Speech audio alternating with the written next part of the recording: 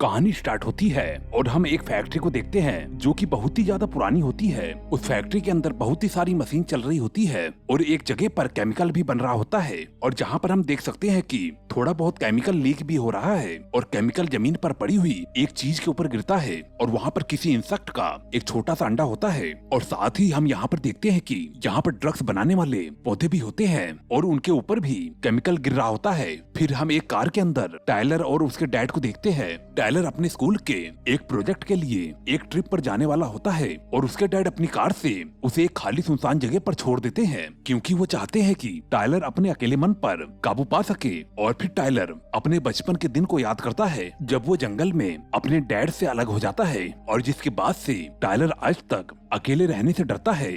और तभी वहीं पर डैरल आ जाता है जो कि डैरल को बहुत ही ज्यादा तंग करता है और उसे डरा कर कहता है कि इस बास्केटबॉल को तुम्हें उस बास्केट में डालना होगा। लेकिन टायलर ऐसा करने से मना कर देता है और जिसके बाद डैरल कहता है कि अगर तुम ऐसा नहीं करोगे तो मैं तुम्हें अपने कुत्ते से कटवा दूंगा। और जिसके बाद वहीं पर कोली और चार्ल्स आ जाते हैं और वो दोनों हस्बैंड वाइफ होते हैं और इन दोनों ने ही इस ट्रिप को अंजाम दिया है और उनकी बेटी मिलिसा भी उनके साथ होती है। और फिर हमें मालूम चलता है कि टायलर भी उस ट्रिप पर उनके साथ चलेगा। और फिर हम रोम और डी को भी देखते हैं जो कि एक कार से वहां पर पहुंच जाते हैं। और अब इधर हम एक फैक्ट्री को देखते हैं जिसके अंदर उस केमिकल के बहुत ही ज्यादा गिर जाने से वो अंडा धीरे धीरे बड़ा हो रहा था और साथ में ही वो हिलने भी लगता है। और इधर जब सभी लोग ट्रिप पर जा रहे होते हैं तभी इन लोगों की गाड़ी का टायर पंचर हो जाता है। और अब जिसके बाद चार्ल्स गाड़ी के पंचर को बनाने लगता है और फिर गाड़ी के ठीक होने के बाद वो सभी लोग एक पास कहीं रेस्टोरेंट में जाके रुकते हैं। और तभी जेरी नाम का एक आदमी मेलिसा के बाल को पकड़ता है यानी कि मेलिसा को छेड़ता है। और वहीं पर ही एक और आदमी आता है जो कि जेरी को तमीज में रहने के लिए कहता है और वो अपने आप का नाम सर बताता है। और तभी मेलिसा जेरी से बहुत ही ज्यादा डर जाती है। और अब हम जारविस नाम के एक आदमी को देखते हैं जो कि फैक्ट्री में काम कर रहा होता है और उसे मशीन के अंदर चूहे के मारे जाने की आवाज आती है। और फिर जब जारविस मशीन के अंदर कुछ ढूंढने लगता है और तभी एक टिक उसके अंदर से बाहर निकलता है और जिसे देखकर जारविस बहुत ही बुरी तरीके से डर जाता है और उसका पैर और अचानक ही उसका पैर उसके बनाए हुए उसी के ट्रैप में फंस जाता है और जिसके बाद वो बुरी तरह से जख्मी हो जाता है। और जारविस उस ट्रैप को निकालने की कोशिश करता है और तभी वो वहाँ पर ऊपर देखता है उसे टिक्स के बड़े बड़े अंडे दिखाई देते हैं जो कि कई सारे थे और बहुत ही बड़े हो गए थे। और तभी उनमें से एक अंडा जारविस के ऊपर गिर जाता है। अब यहाँ पर हम देखते हैं कि यहाँ पर सभी लोग अपने अपने वैन से उतरकर अपने कैंप में आराम करने के लिए चले जाते हैं जहाँ पर टायलर देखता है कि एक दीवार पर टिक्स का अंडा लटका हुआ है और टायलर उस अंडे को बीच में से काट देता है और जिसमें से बहुत ही सारा केमिकल जमीन पर गिर जाता है। और टायलर वहाँ पर पहुंचकर उस अंडे पर पैर रखकर उसे डिस्ट्रॉय कर देता है। और फिर हम देखते हैं कि उस टिक्स के अंडे से एक इंसेक्ट निकलता है जिसे डैरल ने डिस्ट्रॉय कर दिया था और उस कैंप वाले घर के अंदर पहले से ही बहुत ही सारे टिक्स के अंडे मौजूद होते हैं। और अब यहाँ से सीन शिफ्ट होता है और हम टायलर और मेलिशा को बात करते हुए जंगल के अंदर जाते हुए देखते हैं। टायलर मेलिशा को अपने डर के बारे में बताता है और कहता है कि उसे अकेले रहने में बहुत ही ज्यादा डर लगता है। वो दोनों एक जगह पर खड़े होते हैं और तभी टिक्स का एक अंडा मेलिसा की पीठ पर चिपक जाता है और उसके बाद टायलर उसके पीठ से उस अंडे को निकालने की कोशिश करता है।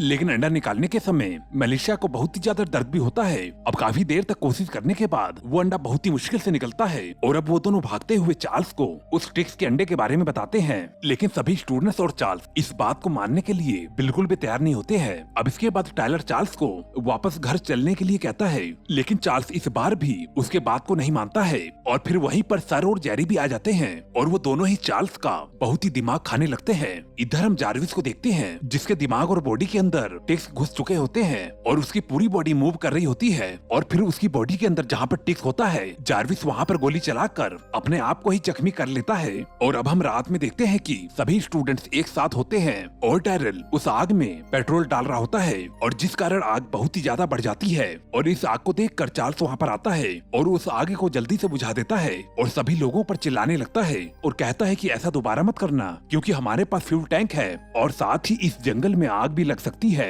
और इधर चार्ल्स और मेलिशा आपस में बात कर रहे होते हैं। मेलिशा होली से बहुत ही ज्यादा अपसेट होती है क्योंकि होली उसकी असली माँ नहीं होती है। इसके बाद चार्ल्स उसे समझाता है और कहता है कि तुम्हें होली से दोस्ती करनी होगी और उसके बाद ही तुम दोनों एक दूसरे को अच्छे से समझ सकोगे। और फिर हम जंगल में देखते हैं जहाँ पर एक टिक्स डैरल के डॉग पर अटैक कर देता है और जिससे डॉग के चिल्लाने की आवाज डैरल तक आती है।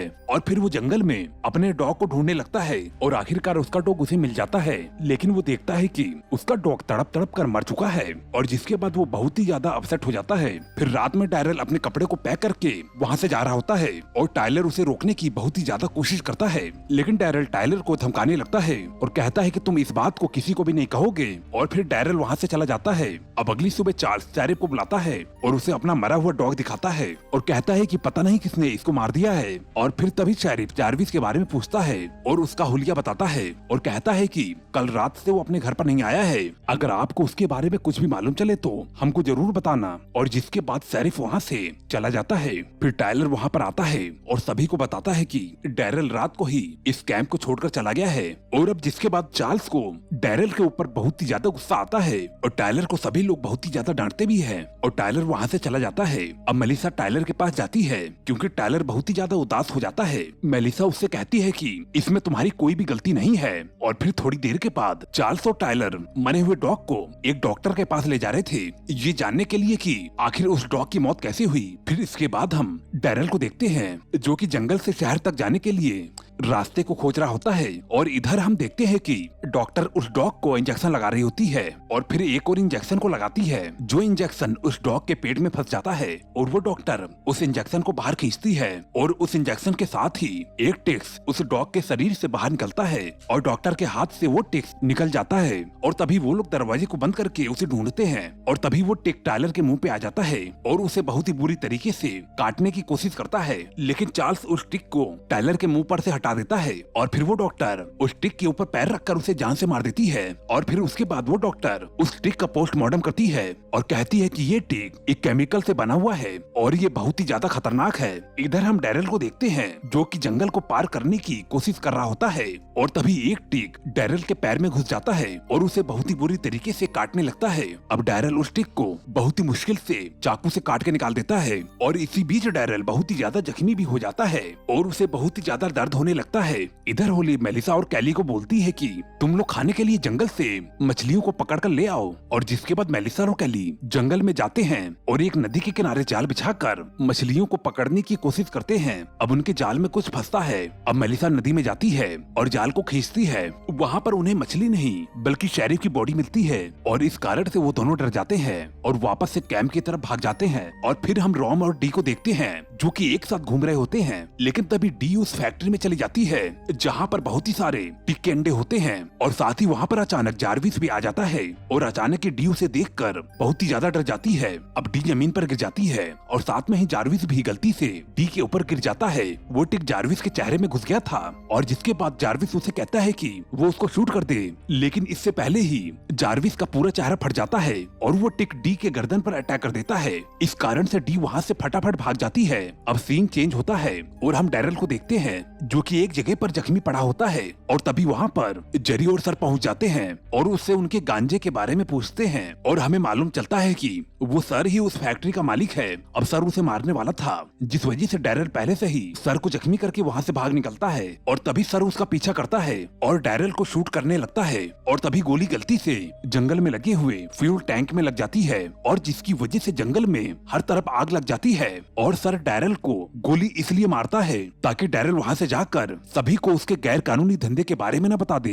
इधर रोम डी को उठाकर अपने साथ कैंप ले जाता है और डी को हेलुसिनेशन होने लगता है और रोम की जगह जार्विस का भयानक चेहरा नजर आता है और वो उसे देखकर बहुत ही ज्यादा डर जाती है। इधर चार्ल्स भी गाड़ी को लेकर आ जाता है और वो लोग डी को घर ले जाते हैं। इधर जंगल में हर तरफ आग लगी होती है जिसे देखकर सभी लोग डर जाते हैं। अब जल्दी से सर और जेरी भी चार्ल्स के घर में पहुंच जाते हैं और उनके ऊपर भी बहुत सारे टिक्स ने हमला किया होता है और इधर जंगल में बहुत ही बुरी तरीके से आग लगने की वजह से सभी टिक्स घर की ओर आ जाते हैं और घर को बहुत ही बुरी तरीके से घेर लेते हैं। और फिर चार्ल्स वैन के जरिए शहर में जाने की बात करता है और फिर तभी दरवाजे पर डैरल आ जाता है। लेकिन सर दरवाजे को खोलने के लिए मना करता है। लेकिन टायलर जल्दी से दरवाजे को खोलकर डैरल को अंदर ले लेता है।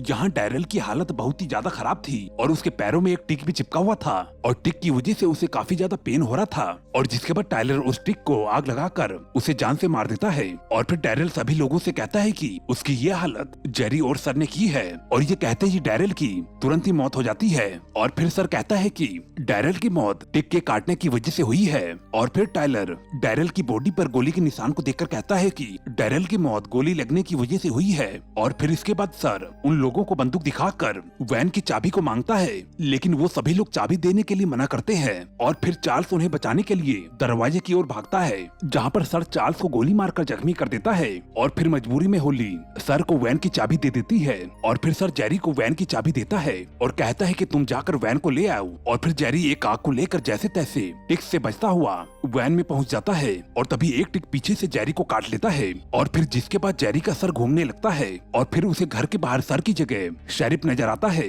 क्योंकि शेरिफ को जेरी ने ही मारा होता है। और तभी जेरी वैन को चलाकर सर को ठोक देता है और वो वैन सहित ही दीवार को तोड़कर घर के अंदर चला जाता है। फिर तभी होल से टिक्स घर के अंदर आने लगते हैं और वो टिक्स सभी लोगों पर अटैक करने लगते हैं, लेकिन सर अभी भी जिंदा होता है। और इसके बाद सर मेलिसा को पकड़ लेता है और सभी लोग मेलिसा को बचाने के लिए सर पर अटैक कर देते हैं। और रोम सर की बॉडी में एक कांच को घुसा देता है और उधर डैरिल की डेड बॉडी भी बहुत ही ज्यादा मूव कर रही होती है, और वो भी बहुत ही अजीब तरीके से, और जिस कारण से सभी लोग बहुत ही ज्यादा डर रहे होते हैं। लेकिन तभी सर देखता है कि डैरिल की बॉडी में से एक बहुत ही बड़ा टिक निकलता है और उसके बॉडी के 2 हिस्से कर देता है। और फिर वो टिक सर के पास जाता है और उसे खाना शुरू कर देता है। और इधर टाइलर विंडो से एक रस्सी को पकड़कर बाहर जाता है, लेकिन तभी टिक्स उसके ऊपर भी अटैक कर देते हैं। और तभी टाइलर एक झाड़ू के अंदर आग लगाकर सभी टिक्स को अपने पास से हटाता है। और तभी टाइलर गाड़ी के डोर को खोलता है और उसमें उसे मरा हुआ जेरी मिलता है। और तभी टाइलर अपनी आग की मदद से उन सभी टिक्स को मार देता है जो कि गाड़ी के अंदर थे। लेकिन तभी एक बड़ा सा टिक्स उनके पास आने लगता है,